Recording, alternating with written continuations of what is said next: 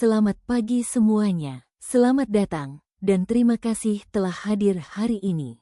Hari ini, kita akan membahas secara mendalam topik yang merupakan fondasi utama operasi kita di KPX Chemical.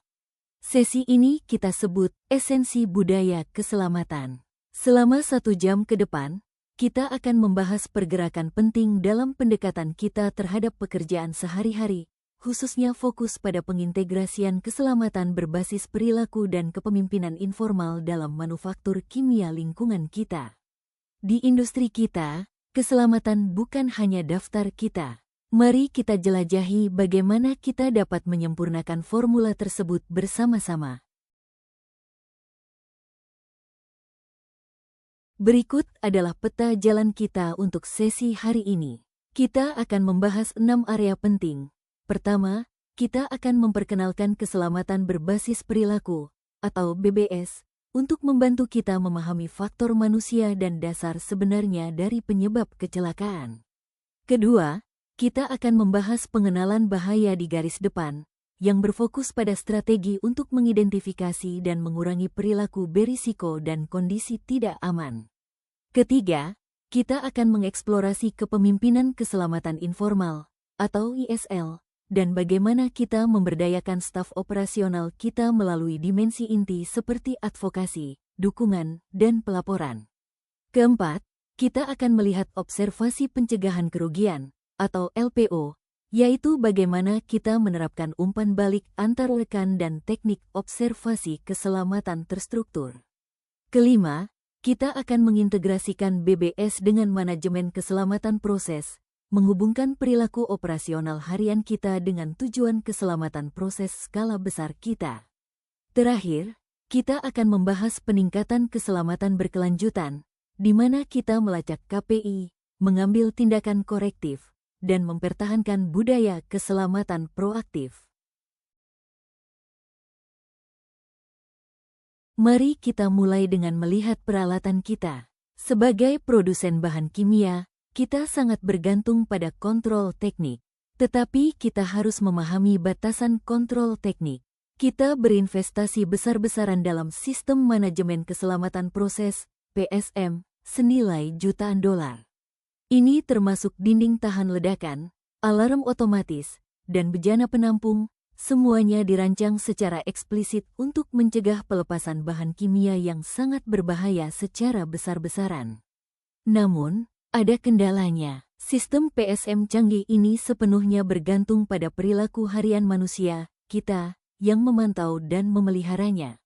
Berapapun uang yang kita habiskan untuk baja dan sensor, satu penyimpangan perilaku saja dapat melewati kontrol teknik tercanggih. Mesin hanya simen operator yang menjalankannya.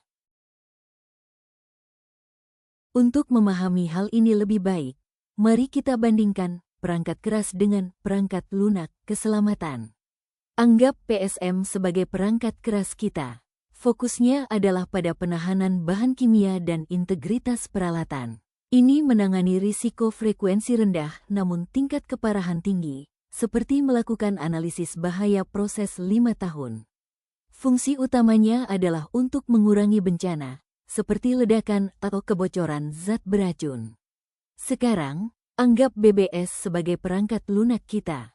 Fokusnya murni pada tindakan manusia dan pengenalan bahaya. Tidak seperti PSM, BBS beroperasi dengan frekuensi tinggi, tertanam dalam rutinitas harian dan interaksi antar rekan kita. Fungsinya adalah untuk mencegah kesalahan manusia yang memicu bencana sejak awal. Singkatnya, PSM mencegah ledakan, tetapi BBS mencegah tindakan yang menyebabkannya. Hal ini membawa kita pada premis inti dari keselamatan berbasis perilaku, Behavior Based Safety, BBS. Realitas industri kita adalah bahwa Anda tidak bisa begitu saja mewajibkan budaya tanpa insiden, Anda harus mewujudkannya melalui perilaku. Kita tidak bisa hanya memasang poster dan mengharapkan kesempurnaan.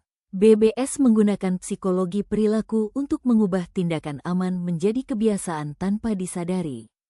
Fokusnya adalah pada paparan berulang terhadap rangsangan perilaku aman sehingga melakukan sesuatu dengan cara yang benar menjadi pengaturan bawaan kita. Yang terpenting, BBS memanfaatkan pengaruh rekan kerja untuk menghilangkan tindakan berisiko jauh sebelum tindakan tersebut meningkat dalam piramida insiden. Hal ini mengurangi biaya finansial dan operasional yang terkait dengan kecelakaan, insiden, situasi tidak aman, dan nyaris celaka. Jika Anda bertanya-tanya apakah ini benar-benar berhasil, mari kita lihat bukti konsep dari studi pabrik pupuk. Mereka menerapkan program BBS selama 18 bulan di berbagai sektor, termasuk amonia, urea, utilitas, dan pengiriman. Wawasan utamanya sangat mendalam. BBS secara matematis mengubah cara orang bekerja di lapangan. Salah satu temuan yang mengejutkan adalah bahwa menargetkan area non-operasional, seperti perumahan, administrasi, dan stasiun pemadam kebakaran, mengatasi hingga 74% perilaku tidak aman di seluruh lokasi. Data menunjukkan pergeseran yang jelas dalam mengidentifikasi perilaku tidak aman dibandingkan perilaku aman, membuktikan bahwa ketika kita fokus pada perangkat lunak, profil keselamatan seluruh lokasi berubah.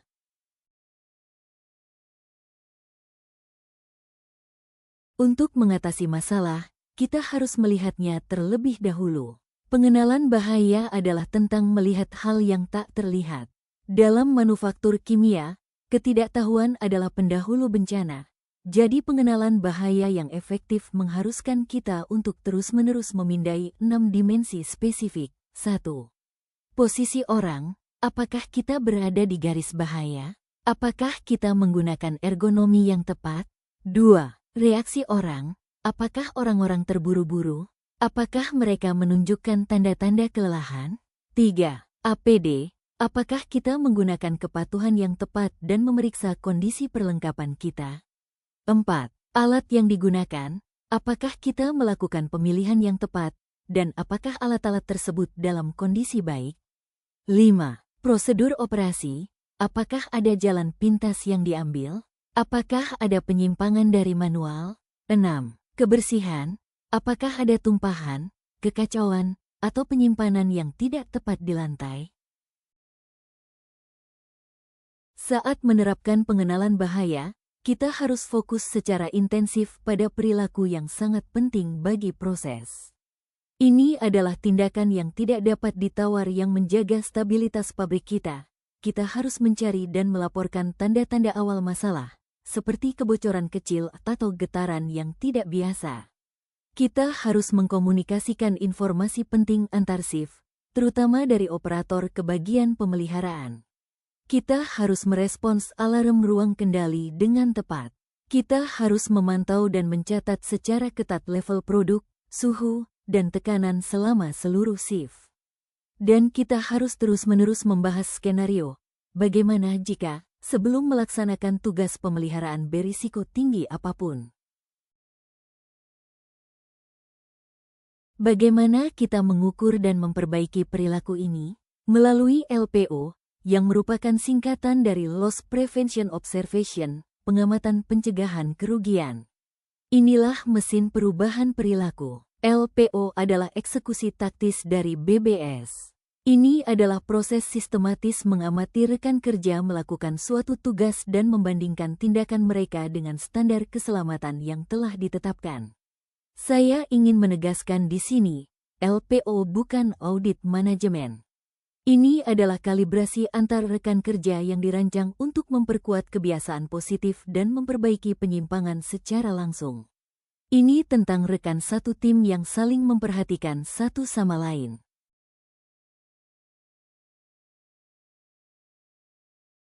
Mari kita uraikan anatomi sebuah observasi. Observasi melibatkan 4 langkah berbeda. Langkah 1, observasi mendadak. Ini adalah pemeriksaan mendadak yang dilakukan oleh pengawas keselamatan atau rekan kerja untuk menangkap perilaku yang sebenarnya. Langkah 2, verifikasi daftar periksa. Ini adalah perbandingan kuantitatif atau kualitatif terhadap standar kerja aman kita. Langkah 3, umpan balik interaktif. Ini adalah tinjauan pasca penilaian yang sangat penting dan harus disajikan secara positif untuk memastikan penerimaan. Langkah 4. Tindakan korektif. Ini berarti menyepakati alasan ketidakpatuhan dan menerapkan perubahan untuk mencegah perilaku berisiko di masa mendatang.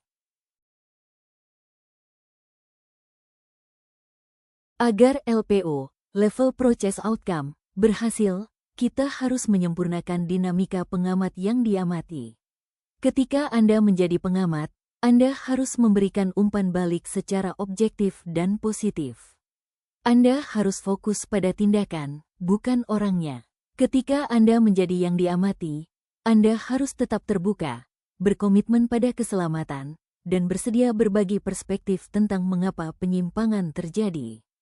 Tujuannya adalah partisipasi besar-besaran. Di pabrik-pabrik yang sangat sukses, 88% pekerja bertindak sebagai pengamat dan 92% bertindak sebagai yang diamati. Keterlibatan yang tinggi menghasilkan dampak yang tinggi. Sekarang, siapa yang memimpin perubahan budaya ini? Ini membawa kita pada apa yang kita sebut mitos warna helm pengaman. Anda tidak perlu gelar manajer untuk menentukan budaya keselamatan di shift Anda. Bahkan, para pemimpin keselamatan yang paling berpengaruh di pabrik kimia bersifat informal. Otoritas mereka berasal dari rasa hormat rekan kerja, bukan dari bagan organisasi. Rekan-rekan ini memimpin melalui teladan, menetapkan standar dasar untuk pekerjaan yang dapat diterima. Mereka memimpin melalui pemahaman, membantu rekan-rekan menavigasi prosedur yang kompleks. Dan mereka memimpin melalui bercerita, berbagi pengalaman nyaris celaka di masa lalu untuk membangun konteks dan kesadaran bagi seluruh kru. Kami menyebutnya kepemimpinan keselamatan informal, atau ISL. Ini adalah proses interpersonal yang dinamis di mana karyawan non-manajerial menggunakan kualitas pribadi untuk mendorong perilaku aman dan mencegah perilaku tidak aman. Terdapat 5 dimensi seorang pemimpin informal. Sumbu 1 adalah advokasi, komunikasi proaktif dan memperjuangkan keselamatan. Sumbu 2 adalah dukungan, membantu rekan kerja mengatasi tantangan dengan empati. Sumbu 3 adalah pelaporan, mendorong transparansi dan akuntabilitas.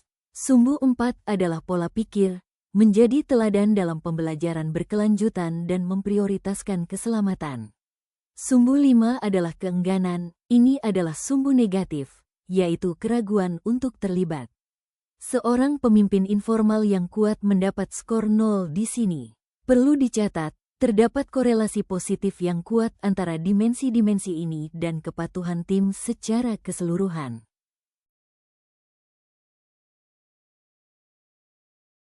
Mari kita telusuri lebih dalam 2 dimensi pertama, suara dan empati.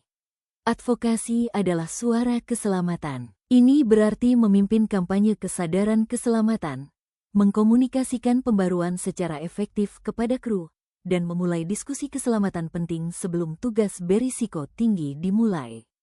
Dukungan adalah empati. Ini terlihat seperti mendengarkan secara aktif kekhawatiran keselamatan rekan-rekan Anda, mendukung orang lain dalam mengikuti protokol PSM kami yang kompleks, dan menunjukkan kepedulian yang tulus terhadap kesejahteraan kolega Anda. Selanjutnya, mari kita lihat akuntabilitas dan prioritas. Pelaporan adalah cara kita menjaga akuntabilitas. Ini melibatkan mendorong dokumentasi kejadian nyaris celaka dan menganjurkan penggunaan mekanisme pelaporan resmi tanpa takut disalahkan. Pola pikir menentukan prioritas kita. Kita harus menjaga kepercayaan pada prosedur keselamatan dan memprioritaskan pelaksanaan yang aman daripada kecepatan produksi. Dan kita harus secara aktif melawan musuh kita, keengganan. Kita harus mengatasi rasa takut untuk menegur rekan kerja atas tindakan yang tidak aman. Diam bukanlah pilihan. Ujian utama kepemimpinan keselamatan informal bermuara pada satu keyakinan, tidak ada yang kita lakukan yang sepadan dengan risiko cedera. Wewenang hentikan pekerjaan bukanlah hak istimewa manajerial. Itu adalah kewajiban di lini depan. Ketika bahaya dikenali di tempat kerja, seorang pemimpin keselamatan informal segera menghentikan pekerjaan, terlepas dari jadwal produksi. Produksi bisa menunggu, nyawa Anda tidak bisa.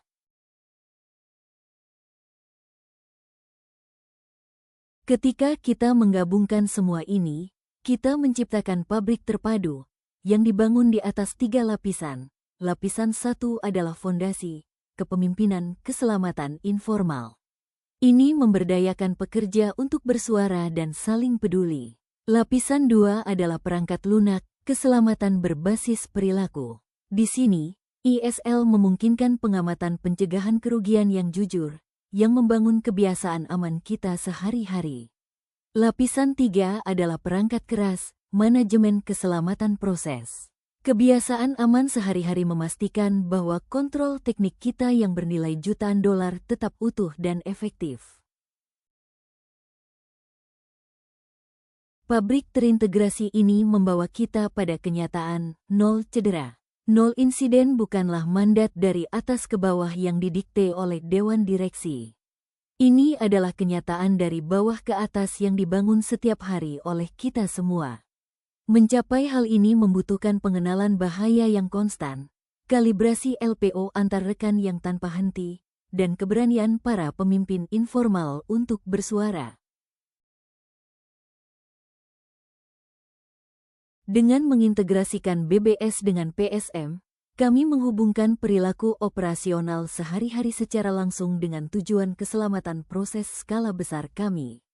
Sinerginya jelas, sementara PSM menyediakan kerangka kerja teknis untuk mencegah pelepasan dan ledakan lingkungan yang dahsyat. BBS memastikan bahwa perilaku manusia sehari-hari dengan frekuensi tinggi yang diperlukan untuk memelihara sistem tersebut dijalankan dengan benar.